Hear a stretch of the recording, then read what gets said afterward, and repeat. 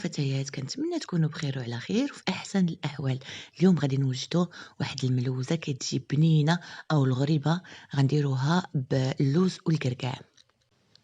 مكوناتها قليلة ولكن كتخرج كمية لا بأس بها. إلا تبعتي المراحل اللي غادي نوريك غادي تنجح لك من أول مرة. قبل ما نبداو غادي نطلب منكم انكم ديروا طلع على القناه، وانا اكيد انها غادي تعجبكم وتابوناو فيها، لانني كنحرص على انني ندير وصفات في متناول الجميع وبفيديوهات قصار باش ما نطولش عليكم تحت شعار سريع وفعال. يلا نبداو على بركه الله. غادي ناخذ واحد البول، غادي ندير فيها واحد الربعه ديال الكركاع اللي غادي نطحنها مزيان، ونضيف عليها كذلك ربعه ديال اللوز حتى هي مطحونه مزيان وممكن تخليوها بالقشره ديالها. وغادي نضيف 100 غرام ديال سكر سنيده، من الاحسن سكر سنيده لانه هو اللي كيعلك الغريبه.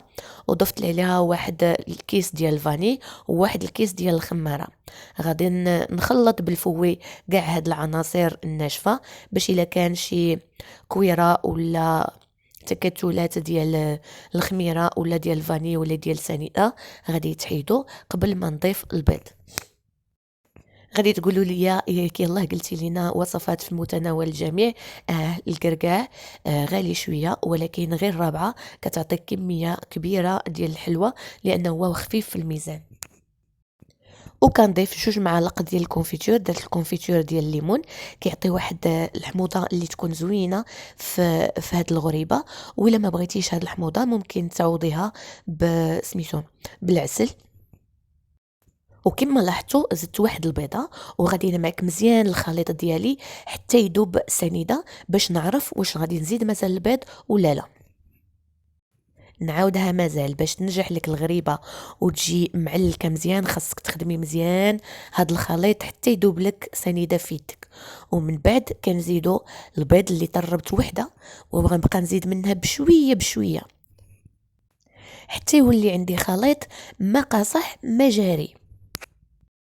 وانا كنزيد البيض وكنزيد نخدم مازال.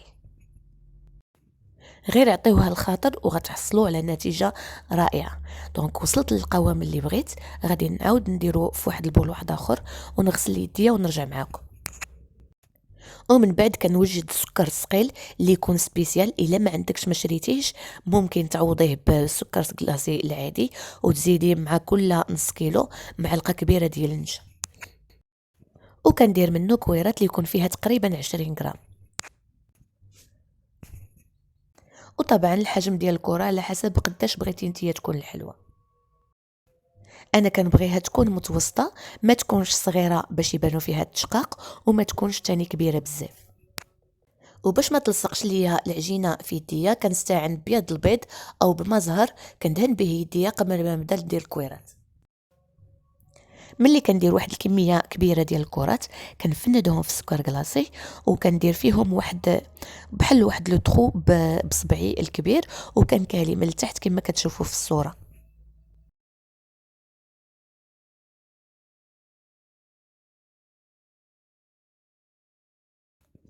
وملي كملت كاع الكميه ديالي ستفتها في لاطا فيها بابيو سولفيريزي من الاحسن. النص خليته هكاك والنص درت فيه كركاع من الفوق. غادي ندخلها الفران متوسط الحراره، غادي نديرها غير من التحت ونقص عليها ونخليها حتى تشقق 1-2 دقائق، ومن بعد نهزها للفوق. ما تفوتيش فيها 7 دقائق، واخا تبان لك باقا رطبه من الداخل غير خرجيها وخليها تبرد وغتجمع راسها. وكتعطيك واحد الغريبه اللي تكون معلكه من الداخل وبنينه بزاف، من الاحسن الغريبات اللي كان حماق عليهم. وصلنا لاخر الفيديو، دمتم في رعايه الله، شكرا.